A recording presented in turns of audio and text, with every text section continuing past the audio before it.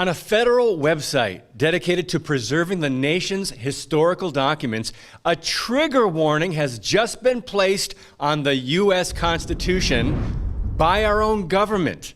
And how many Americans do you think heard about this story? I'm David Fiorazzo, and this is Christ and Culture.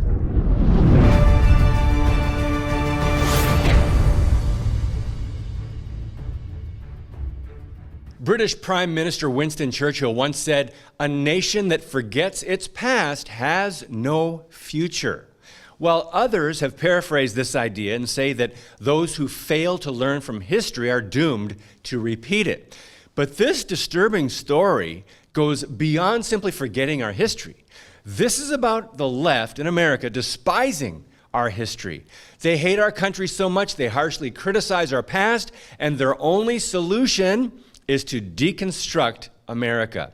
Now, they redefine and tout diversity, equality, equity is the new one, inclusion, and of course, tolerance. But we know it's one-way tolerance, right?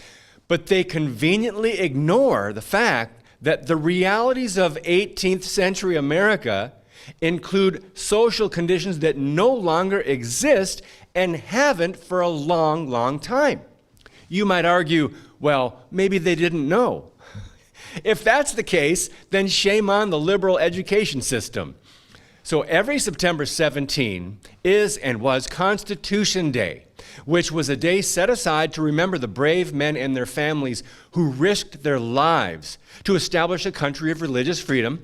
And then they gathered in 1787 to improve the Articles of Confederation. Now, fortunately, rather than try to improve the Articles, they came up with a brand new governing document, our United States Constitution. Yes, the very same document about which you can now find a trigger warning at the National Archives. Now, those men who gathered in Philadelphia just a decade after the War for Independence were farmers, lawyers, military men, and leaders in their respective states. Most were married and had children. A couple of them had even signed the Declaration of Independence. Now, the National Archives and Record Administration, NARA, is a federal agency that basically acts as a keeper of government documents for legal or historical reasons. So if you're looking for an original copy of the Constitution, you can go to the National Archives catalog and simply view it. And right there at the top of the page, you'll now see this warning: harmful language alert. Of course, they provide a helpful statement on what they consider to be potentially harmful language. That's nice of them. So in an article at the Daily Citizen asking why the federal government put a warning on the U.S. Constitution, they list the offenses you might suffer by reading it. The famous document may, quote, reflect racist, sexist, misogynistic, and xenophobic opinions and attitudes. It may be discriminatory towards or exclude diverse views on sexuality, gender, religion, and more. It may include graphic content of historical events, such as violent death, medical procedures, crime, wars, terrorist acts, natural disasters, and more. It also may demonstrate bias and exclusion in institutional policies, end quote.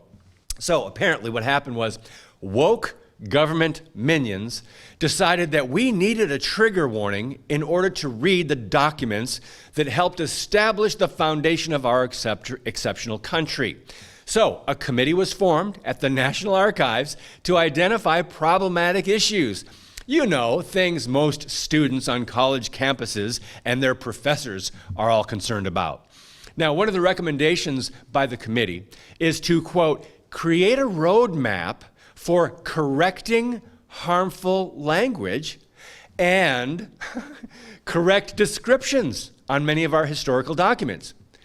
This begs the question, what are their plans after the proposed roadmap is created?